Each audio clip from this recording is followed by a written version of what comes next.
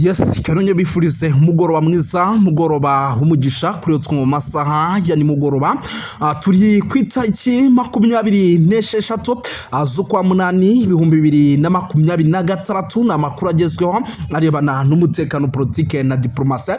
Turagarutse kugira ngo tubapdatinge rero tubabwire uko imirwano ihagaze ku butaka bwa Repubulika Iharanira Demokarasi ya Kongo, uko urugamba rwifashe mu bice by'umujyi wa Uvira, dore yuko rwose nyamuneka aricyo kituraje inshinga muri no minsi. Abenshi bati Uvira finali iraza gufatwa, abandi bati Uvira nyamuneka tombe, ariko nyamuneka tuzanye amakuru yuje ibyangombwa ukuri nyako. Mbere yuko twinjira muri izi nkuru zemereye by'umwihariko ibintu byahinduye isura, icyitwa imisada y'intwaro zemereye yakomeje kuzana mu mujyi wa Uvira. Ariko mbere yuko by'umwihariko aya makuru tuhinjiramo, mwemera tubaze duikaze abantu badukurikira rwose, dore yuko ari abantu binyamibwa tuba tugomba by'umwihariko kubaha ikaze.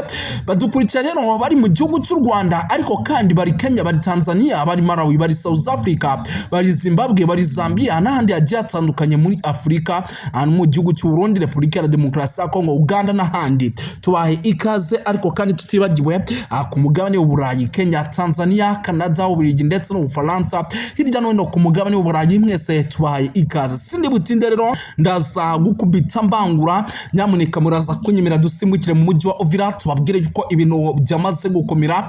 Umusada ukomeye cyane, umusada uremereye cyane bimbunda zemereye igisirikare cya FDNB kimaze kuhageza. Ariko kandi nako igisirikare cya M23 naco kimaze kwazana umusada ukomeye cyane, umusada uremereye. Nyamuneka ibi bibaye mu gihe M23 yari yafashe agace ka Masango ndetse na Marimba. Aka gace bakaba bari bamaze kugafatiramo amurazinntwaro, aka gace bagafatiyemo amurazinntwaro nyinshi cyane. Ibi nabyo turaza kwikomozaho na tugende tubapdatinga gatanu kuri gatanu tubabwira uko situation ihagaze.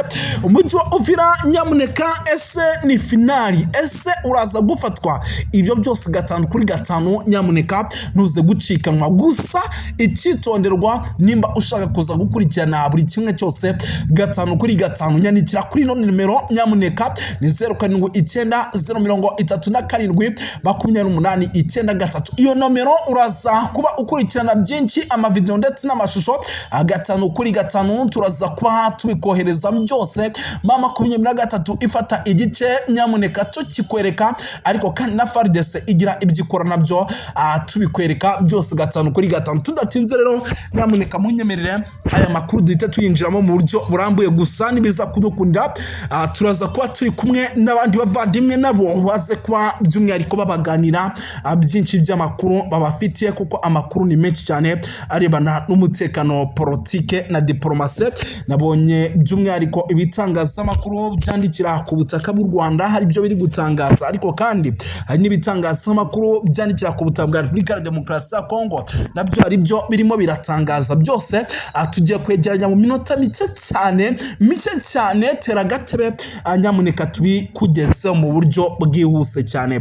Sindi butinde rero nyamuneka nyemena by'umwihariko nkubwira yuko turaza no kubabwira yuko uwitwa Colonel Nsabimana yamaze kukameza urugamba rwose, ari umwe mu bantu bari kuyobora neza cyane. Turaza kubabwira yuko kandi nyamuneka ibikoresho byinshi umwe mu basirikare batwirwaneho yamaze gutanga uhamya yuko ahitwa Ndondo byafatiwe mu buryo bukomeye cyane. Turaza kubikomozaho, turaza kubabwira iby'amasezerano by'umwihariko amaze iminsi asinyirwa muri Leta Zunze Ubumwe za Amerika hagati y'igisirikare cya M23 ndetse na FARDC. Ariko kandi turaza gusobanukirwa byinshi ku nkongi z'umuriro, by'umwihariko ku nkongi z'amashanyarazi ndetse n'imiriro imaze iminsi. Murabizi amasoko menshi mu gihugu cy'u Burundi amaze iminsi atwikwa. Benshi baravuga bati ese Leta bara nkuko yabivuze ko igihugu cy'u Burundi gifite amatora mu mwaka wa 2027 2027 tuvugana harabura amezi make cyane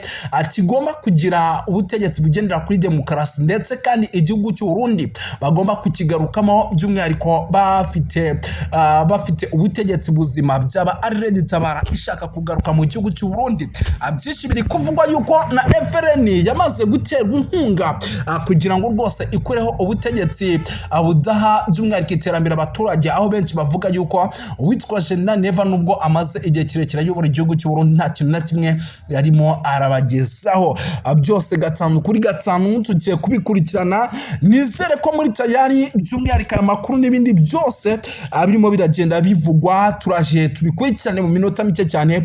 By'umwihariko rero muhatera agatebe kugira ngo mutaza gucikanwa, ariko naho mbona rwose hari abantu rwose bakomeje kugenda banyandikira mu gikari bambwira yuko umujyi wa Uvira tugomeze ngo turyamira amajanja, ngo uwitwa Colonel Jimmy ngo na Colonel Nsabimana ndetse rwose na General Afande Byamungu Maheshi ngo bashobora kuza kugira gutya bakaba bakinjira muri uno mujyi wa Uvira isaha ku isaha, dore yuko rwose imirwano iri kubera muri Kivu y'Amajyepfo, aribo abantu rwose bari kuri front line, nibo bari kugaragara rwose bayoboye neza infantry ku mirongo imbere ku rugamba. Ubwo rwose rero reka dutegereze ibyo roko informa zacu ziraza kuba ziduha, badukubita report ya risase na magero hinatwe duhita tuyibagezaho muze kuba tayari, ariko direka mbasigiremo abantu mwumve byinshi baduteguriye.